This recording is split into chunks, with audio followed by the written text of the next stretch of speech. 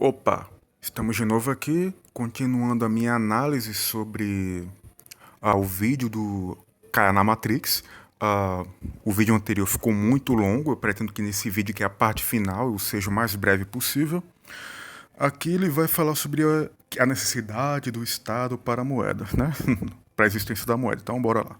Entende que só existe moeda se existir Estado. Você está completamente enganado e o Mises mostrou exatamente o porquê você está enganado. Bora lá.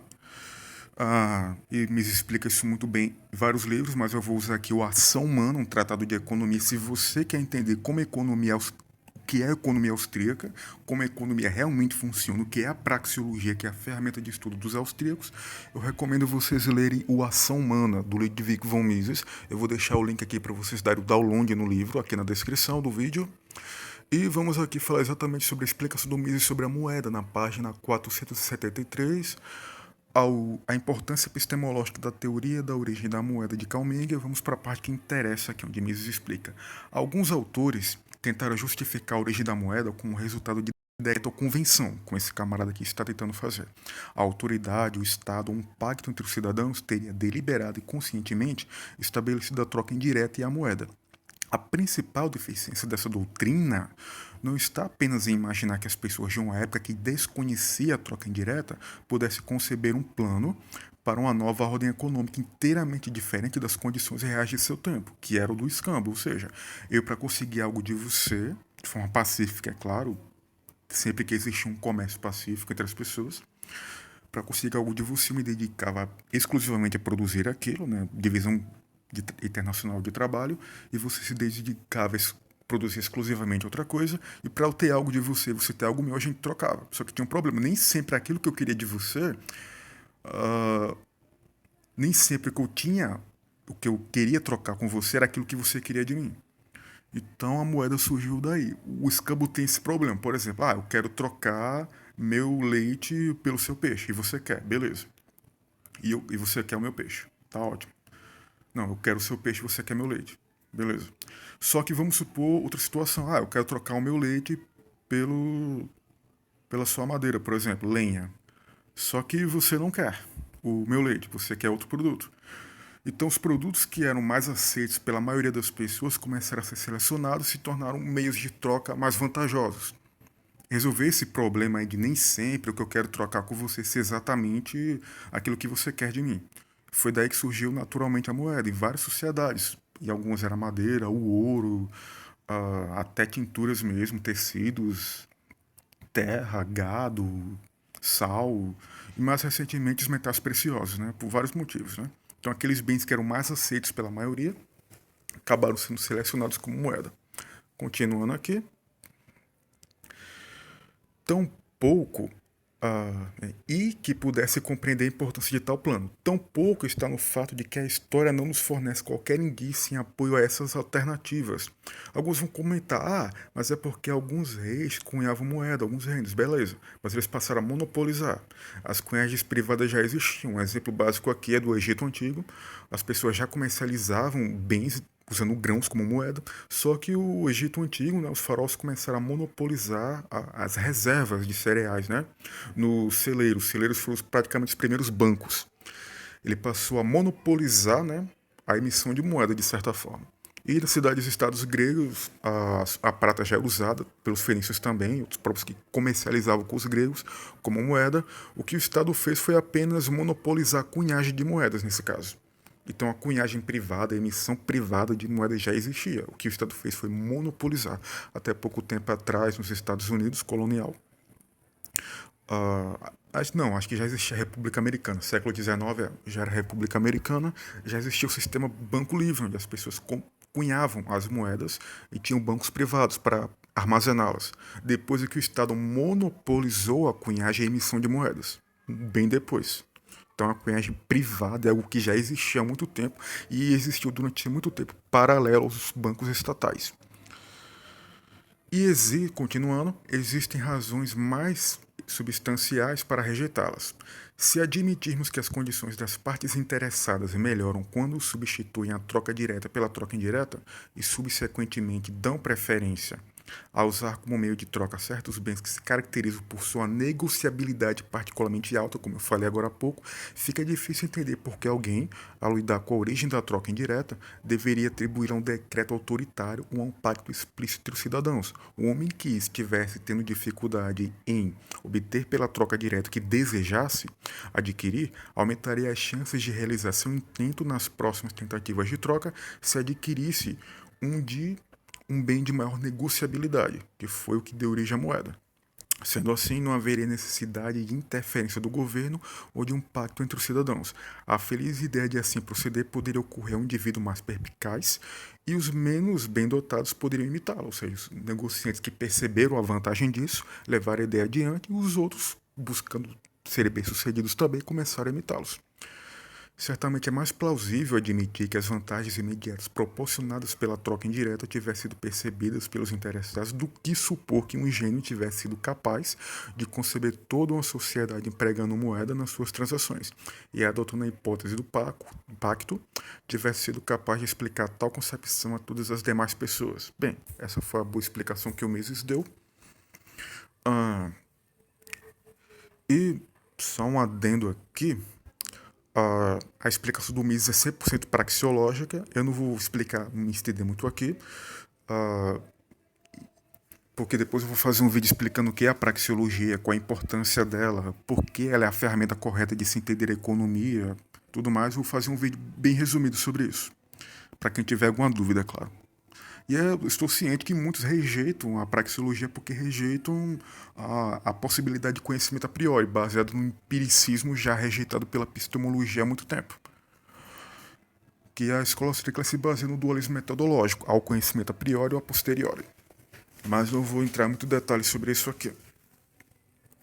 Mas o fato é que Mises, usando a praxeologia, entendendo como a ação humana funciona, consegue explicar como realmente se deu a origem da moeda. Então, mesmo que não tivéssemos dados históricos e arqueológicos de como a moeda surgiu, e o bom é que temos, à luz da praxeologia, teríamos conclusões inescapáveis de como realmente a moeda veio a surgir.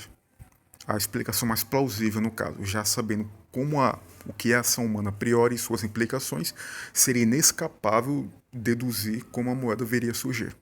E só à luz da praxeologia que podemos interpretar os dados históricos corretamente, porque sem a praxeologia a gente pode fazer interpretações desconexas do que realmente ocorreu.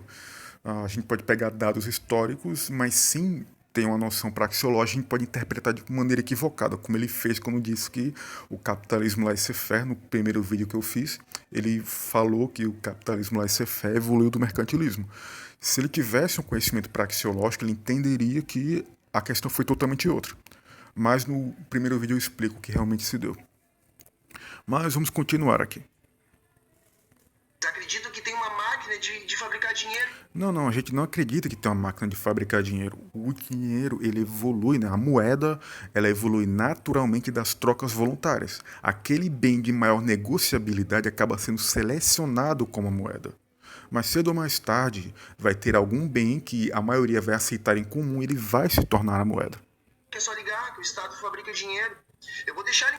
Sim, o Estado faz isso. Ele fabrica dinheiro hoje em dia, desde que ele monopolizou.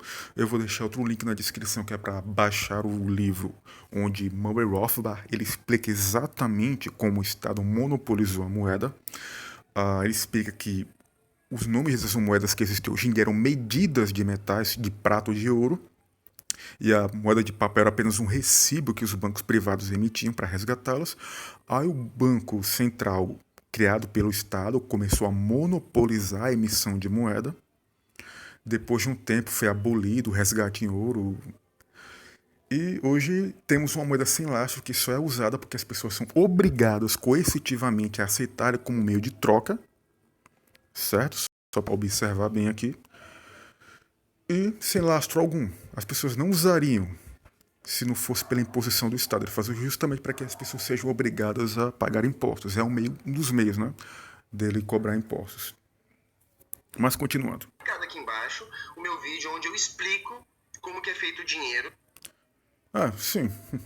Você explica muito mal, inclusive baseado no livro do David Graeber, que é completamente sem sentido, onde ele tenta fazer um revisionismo histórico, dizendo que o escambo surgiu depois, Uma coisa completamente sem noção, que os estados impuseram a moeda como se não houvesse trocas voluntárias entre os indivíduos antes.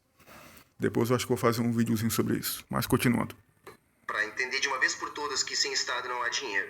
Então, Como eu já expliquei, sem o Estado há dinheiro. Já existia dinheiro, existe independente dele.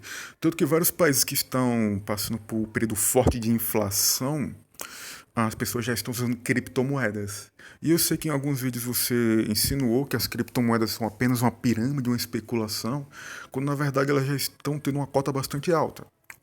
Óbvio, elas mudam seus valores devido a algumas interferências dos próprios governos, né? Algumas interferências do governo criaram uma certa insegurança e as pessoas evitaram um pouco usar. Mas isso são casos justamente das interferências do governo. As moedas mais fortes, mais confiáveis, elas foram sendo selecionadas. Um exemplo do Bitcoin. O Bitcoin, ele vem se tornando uma moeda muito bem sucedida. E vem sendo usada principalmente em países que estão passando por uma forte crise. Venezuela, por exemplo, está com inflação danada. E veja só, as pessoas estão usando criptomoedas para fazer troca sem decreto nenhum do governo. Não é escambo, é uma moeda aceita pelo maior número de pessoas. A Argentina está passando pelo mesmo processo, vários países estão. E se ocorrer, eu não duvido que vai ocorrer daqui a pouco aqui no país, eu espero que não ocorra tão cedo, porque infelizmente as pessoas ainda não estariam preparadas para lidar com isso. Mas se ocorresse uma hiperinflação ao nível da Venezuela ou da Argentina, a gente já estaria na mesma situação. As criptomoedas iam ter uma demanda maior e o valor delas ia disparar, o poder de compras dela ia aumentar. galera, então era isso. Por hoje a ideia era responder rapidinho o vídeo. E eu não vou ficar num debate eterno com o anarcocapitalista. Até porque vai ter uma hora que você não vai mais aguentar, né? O fácil para você ficar só fazendo videozinho, xingando, generalizando, fazendo alguns espantalhos absurdos e ad hominem, mas debater que é bom nada, até porque você não seria capaz de contra-argumentar, você seria exposto, iriam expor o quanto você é falacioso e não entende realmente do que está falando. Porque eu prefiro discutir economia com quem tem alguém para me acrescentar. Realmente, tem muita gente para acrescentar a você, agora você que não quer aceitar algo que vá contra suas preconcepções, né? Suas ideias já preconcebidas. Né? Do que com alguém que ainda eu vou ter que estar o tempo todo explicando os conceitos mais simples. Que você nem sequer entende. O que você ensina são os conceitos deturpados de economia já muito superados e refutados pelos marginalistas, principalmente pelos austríacos, e que você cegamente por ignorância segue. Como o que é o dinheiro, o que é o... Que você não sabe, você só está reproduzindo uma deturpação, uma peça totalmente deturpada de quem não entende o que é o dinheiro. Você fez uma análise apenas superficial. Eu estou vendo que é assim, mas faltou você analisar. É necessariamente assim? Contrato social, qual a necessidade do... Contrato social que surgiu apenas para justificar os estados. Talvez eu faça um vídeo sobre isso depois. Que é uma ideia totalmente sem fundamento também, até porque como pode existir um contrato sem uma adesão voluntária? Como assim eu assinei um contrato? Ninguém me perguntou nada. Para um contrato ser válido, ambas as partes envolvidas têm que concordar. Então, o contrato social é um absurdo. Estado para preservar a propriedade privada. Já que... É impossível, como Murray Rothbard mesmo percebeu, a propriedade privada, o direito de uso exclusivo de um recurso escasso. O Estado ele existe independente se aquele indivíduo está consentindo com a expropriação que o Estado faz da sua propriedade. Para o Estado existir, ele precisa expropriar a propriedade de alguém. Ele precisa roubar e agredir, se impor contra a vontade daquela pessoa. Então, é o contrário. É o Estado que existe independente da vontade do proprietário. Ele existe mediante a violação da propriedade. O próprio John Locke, que era um contratualista, reconheceu a propriedade precede o Estado. A falha dele foi achar que o Estado era necessário para preservá-la. Mas ok. As duas coisas caminham juntas, né? Falou, moçada. Na sua ignorância. Até mais, então. Valeu. Valeu para você também. Bem, já terminei por aqui. E depois eu vou fazer alguns vídeos. Primeiro sobre praxeologia, depois sobre moeda e sobre contrato social. Eu ainda vou ver como é que vai ficar a sequência. Então, valeu aí.